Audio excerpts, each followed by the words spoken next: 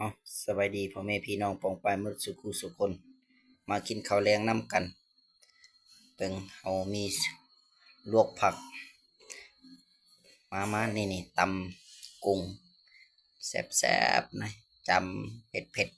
ใหญ่ๆเห็ดคำเขาใหญ่ๆเนาะพ่อแม่พี่น้องเฮาวันนี้เฮาก็มาป่นลงนี่กินน้ำกันพ่อแม่พี่น้องป่นคุยเห็ดคำใหญ่ๆมันว่าอืมบัดนี้มานี่เอาก็จับลวกผักขึ้นมาได้เห็ดกับเขาวใหญ่กินแบบนี้แหละเขาไม่พี่น้องผู้ใดอยากมาได้กินข้าวนำกันเด้อวันนี้เห็ดกับเขาวใหญ่ๆเขาวอ่อนๆอย่างสิเลยนี่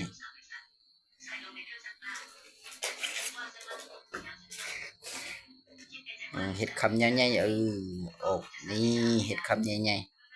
เรียบร้อยนี่บ่ยากเพิ่นว่านะสบายโอ้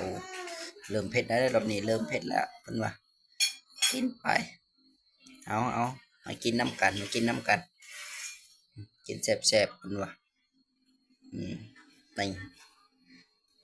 โมเมนต์หิวเขาได้โมเมนต์หิวเขาเวลาของกินมันแซ่บในลวกผักอืมนอคาคุยกับปนโอ้นี่เห็ดคำใหญ่ๆสิอิ่มคักหลายเพิ่นว่าอืมมาอีกมาได้ผู้ใดอยากเพิ่นว่าคุยอุ้ยนี่กินกับกุ้งนี่มาได้ว่าพันเข่าอ่อนๆโอ้มาแต่ใส่ละเพิ่นนะเมียก็อยากกินน้ำเพิ่นก็ยังมาพอวเข้ากองน้ำเนาะนี่มากินน้ำกันเพิ่นว่าโอ้ลูกชายก็มาตื่มแล้วลูกชายมาบางกองเลยรอบนี้ไปปูนโอ้ยลูกชายกินไอศครีมเต็มหน้าเต็มตาเลยรอบนี้นูนมาโกรธอืมเอาว่าสนใจกับลูกชายนั่นหลวงพ่อมันกินนี่ผู้น่ะกำเขามันใหญ่ๆนี่นะโอ้ยแสบหลายนี่เอามาเผ็ดออกก่อนมาเผ็ดออกก่อนนะเอาแต่กุ้งนี่อืมกินรอบนี้นะนี่โอ้ยลูกชายมาบางกองแล้วรอบนี้นะบ่เห็นนะปุ๊เห็นแต่หน้าลูกชายแล้วรอบนี้คนน่ะไอศกรีมเพิ่นว่าโอ้แสบหลายเพิ่นว่าโอ้ยพ่อก็แซ่บลูกก็แซ่บเพิ่นว่าเลียเลยปากนะเลียเพิ่นว่าโอ้ยแซ่บคักหลายอืมเอาบ่ต้องเบิ่งลูกชายเพิ่นน่ะบอกลูกชายมานั่งนี่มานั่งนำอีพ่อนี่มานั่งให้พ่อนี่อ่ามานั่งให้พ่อนี่เพิ่นว่าบ่ยากมาเพิ่นก็ยืนแล้วอมลิ้นแล้วนะขัดใจได้อยากกินไอศกรีมให้กินเขาบ่ก็กินได้แล้วนางรอบนี้เอาตาข่ายพ่อก็บ่ได้สนใจดอกเพิ่นว่ากินกินก่อนหิวแฮงนี่โอ้ลวกผักนี่ลูกชายก็แนมเบิ่งเขาเว้าว่าซั่นอีพ่อกินคือเป็นตาแซ่บแท้อื้อเอาแล้วกินแต่ไอศกรีมมันน่ะมารอบนี้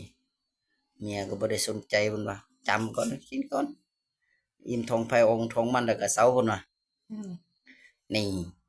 กำคุยเอาอืมคุยอีกพุ่นน่ะอืมยับไป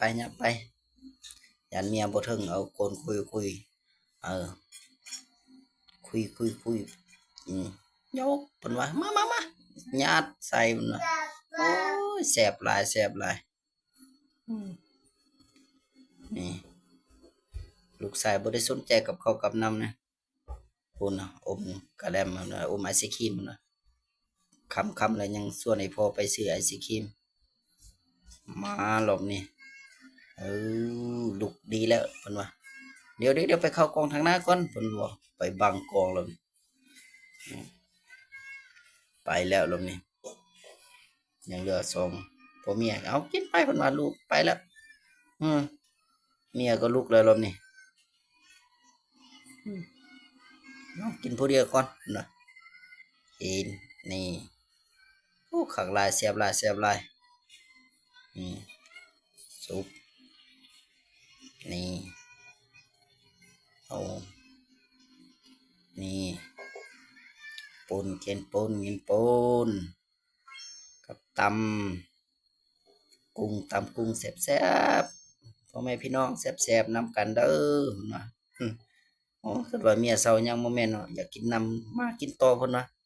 แซ่บหลายเดี๋ยวนี้นะอืมเอากินไป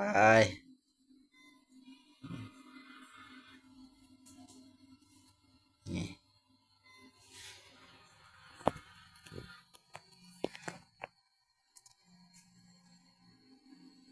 ลูกชายไปแล้วมันว่าลูกชายไปแล้วกินก่อนนี่กินก่อนมันว่าโอ้ยคือคนบ่เคยพอนะคือสิหิวแฮงมันว่าเอาคุยอืมนี่แซ่บมาญาติเข้าหนวกโอ้ยคำเขาใหญ่ๆนั่นแซ่บอะลีพุ่นน่ะเป้าลูกชายมาบางกอกอีกนี่พุ่นน่ะพอจะกินข้าวพุ่นน่ะอืมกินไอศกรีมอีก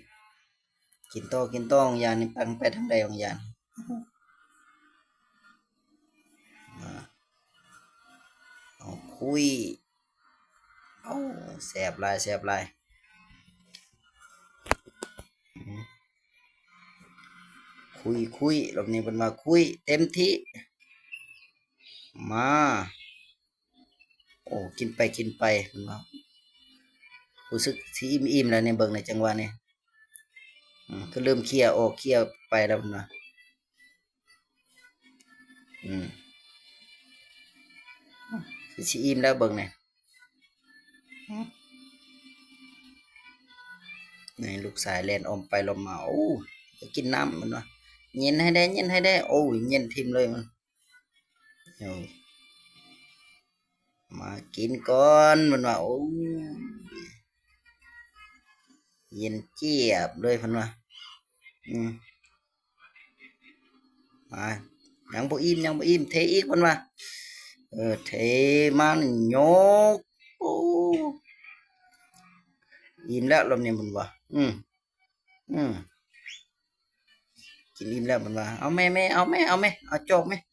นะแม่ก็บ่สนเด้รอบนี้ปูนเต้นอิ่มแล้วเต้นได้รอบนี้นะเต้นใส่กลองอีกเอาเต้นเอาเออเอาไอ้พ่อก็อิ่มแล้วนี่กินน้ำแล้วเอาขอขอบคุณขอบใจเด้อสำหรับผู้ใดเบิ่งกดไลค์กดแชร์ให้ได้เป็นกำลังใจในการเฮ็ดคลิปต่อไปเด้อเอาขอขอบใจ